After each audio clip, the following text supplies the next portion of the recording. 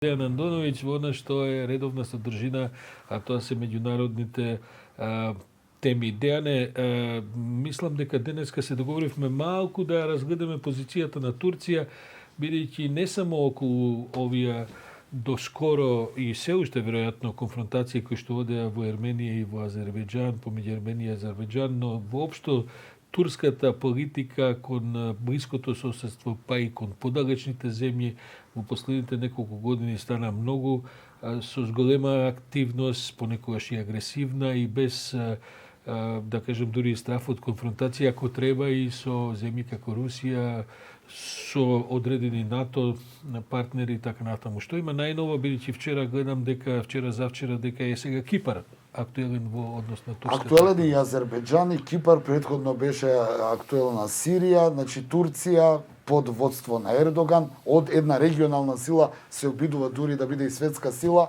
Она што е најново и последно е дека Турција, односно турскиот парламент даде дозвола на барањето на Ердоган Турција да распореди своји војници во Азербејџан, нешто што не беше предвидено во договорот, туку покрај оние 2000 руски војници да има и турска армија. Москва негираше, негодуваше што Турција сака да испрати таму војници, меѓутоа очигледно турски војници ќе има во Азербејџан, нешто што е дополнителен удар за ерменците кои инаку знаеме историски не се во добри односи. Зачудувачка е таа решителност на Турција, особено во овие, како да кажем, кризни економски периоди, бидејќи турската лира бележи рекордни падови, зетот на Ердоган поднесе оставка некни од економските ресори што ги водеше точно заради неуспешноста на таа економска политика. Турција сака тоа да го компензира со една воена. Колку ли тоа чини, сакам да кажам, бидејќи оние раздвижености кон Сирија, ова раздвиженост голема армија, се работи за голема армија.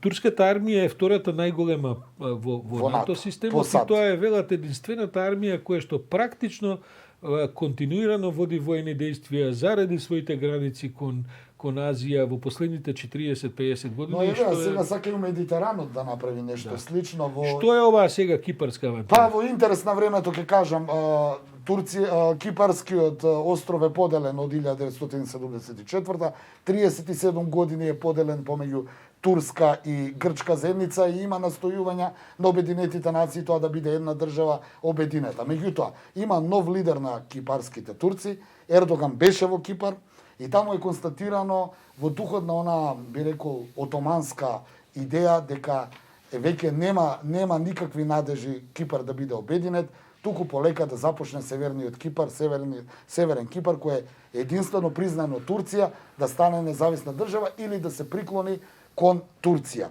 Зошто? Бидејќи источниот Медитеран е таму има големи наоѓалишта на нафта и газ. Турција сака да ги земе тие наоѓалишта вака у три збора да кажам.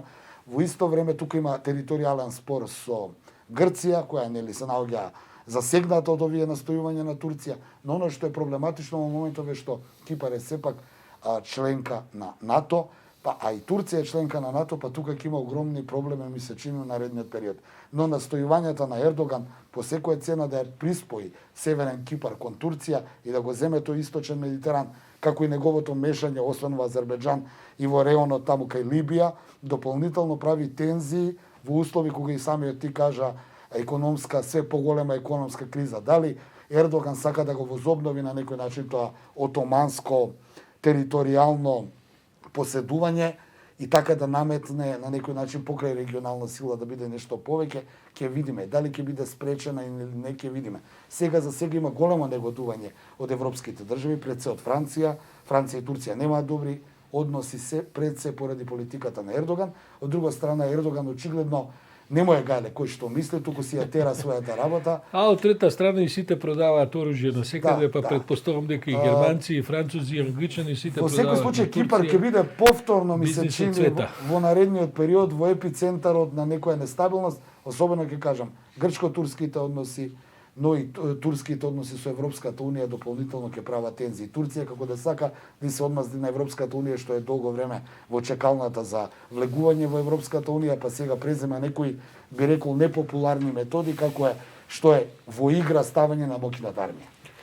Добро, Дејан, благодарам за овој утрински брифинг за меѓународните настани. Се посветивме малку на Турција, толку колку што имавме време, но ќе се навраќаме и во наредните денови на сите тие теми